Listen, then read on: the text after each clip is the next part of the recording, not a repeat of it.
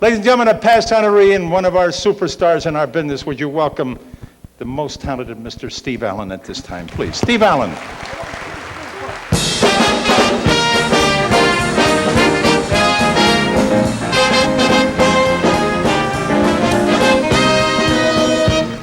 Thank you. It's very nice of you to go on applauding like that, but I don't want to seem rude in cutting it off, but I don't plan to be that great for the next few minutes.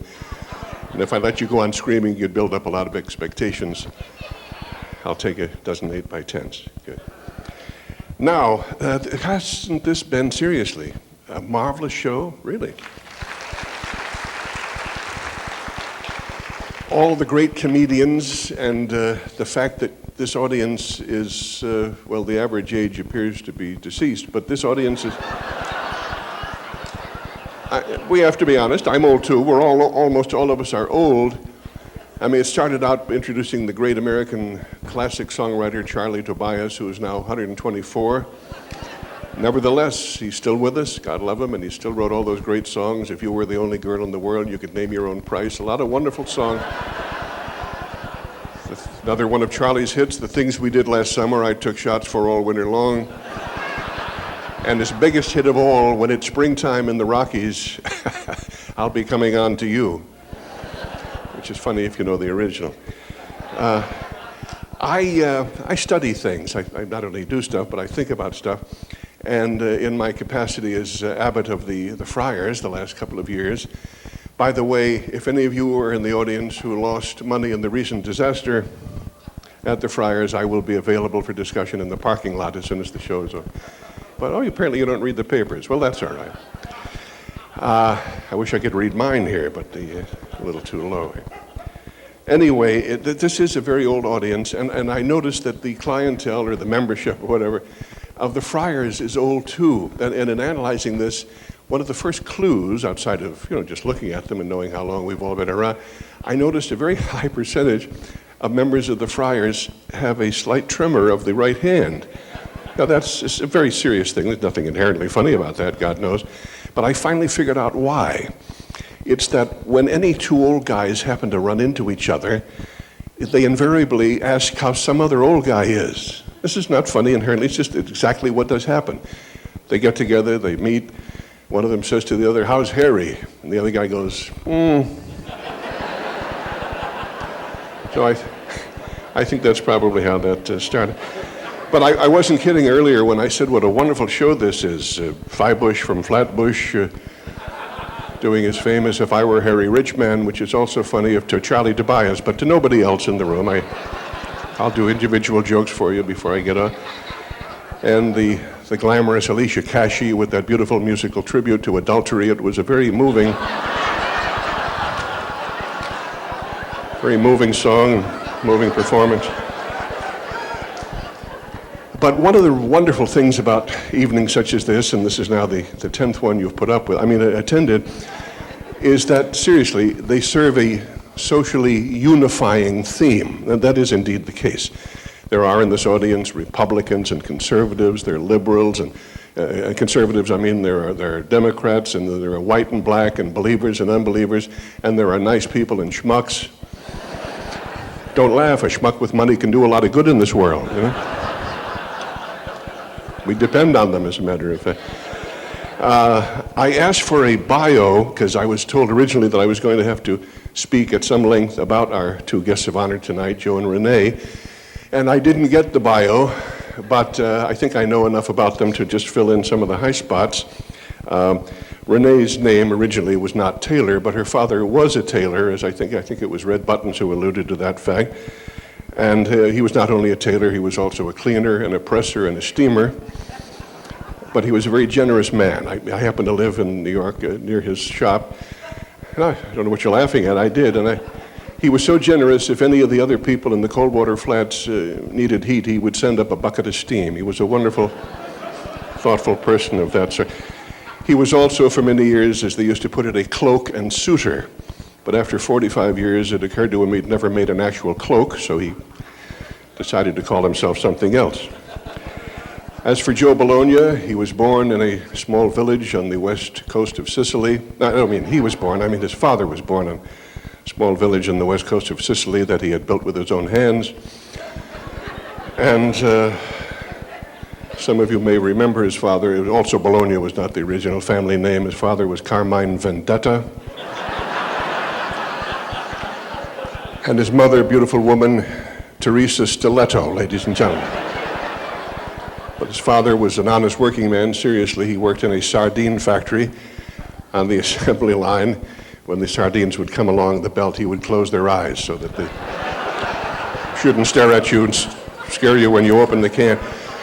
But he got sick of that. He got into the olive oil business. It was his job to oil the olives as they came through so the pimentos could fit in a little easier. If at any time any of you find out what I'm talking about, please give me a clue of some kind. If they didn't send the bio, I don't know what the hell I am talking about. But the sad thing is that Joe's father, who was really a sweet guy, I didn't know him, I'm not kidding about that, he suffered a very bad fate. First of all, back in Sicily, he worked in a punch press. This is another of his jobs, and that's very dangerous work. You know, those big things crash down, and he had lost the index fingers of both hands in an industrial accident, as we say.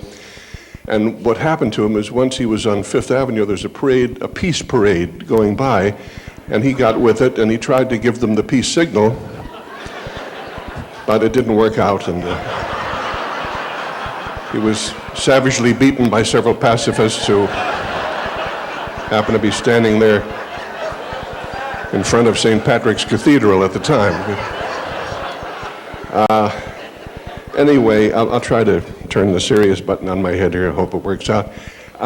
It's arrogant and not good form at all to flaunt one's credentials, but I know about comedy. I've written 6 books on it, and I love comedy talent, and there's not enough of it in the world, and I loved all the funny guys that were up here so far, Red and all the guys. And in my capacity as one who lectures on such subjects and writes a book about them, I say what I've said many times. One of the funniest movies ever made was Joe and Renee's Made for Each Other. Have you ever seen that? It's a classic. And when I first saw it, I literally didn't even know them that well. I got them into trouble unintentionally because I raved to them. That's how we met. I called them up to say what a great picture it was, and we've been friends since. And so they called me back about 8 months later and said, we have good news, you know, the kind things you've said about Made for Each Other. Well, CBS is running it the 21st, a Wednesday night. This is, years ago. So I said, great. I sent out a form letter to about 200 friends. This is true. Everybody in the business, I said, if you didn't see the movie already, good news, you don't have to wait for it till it comes back to a theater. It's going to be on the network that night. So all my friends later told me they did indeed tune in. And this is, again, I swear to God, true. It was the night of the big power blackout in New York. So about every 8 minutes, all during the evening, you know, Joe would be saying to Renee, well, I don't think, and the whole picture would go static, you know, the picture would break up. Nobody ever knew what the hell the picture was about that night, because literally about 20 minutes of it never got on the air. So I'd like to apologize for embarrassing them. The other recollection that occurs to me just quickly came one week when Dick Cavett, remember he did that marvelous late night show, he asked me to fill in for him for a week when he was on vacation, which I did. And because I've always loved Joe and Renee's work and loved them personally, I booked them as guests. And their little son, I think, was 4 years old at the time. So at one point, just ad-libbing, Renee said, oh, Joe, he's asleep in the front row and he looks so adorable. Go down and bring him on up. So Joe said, okay, honey. And he walked down the steps and the little child was literally asleep. And Joe picked him up in his arms and carried him up on the stage. And the kid woke up and it was a sweet, warm, lovely moment. So I don't know how it came into my mind, but my son, Bill, was in the audience sitting in the last row in this theater in New York. However, he was 15 at the time and 6 feet tall.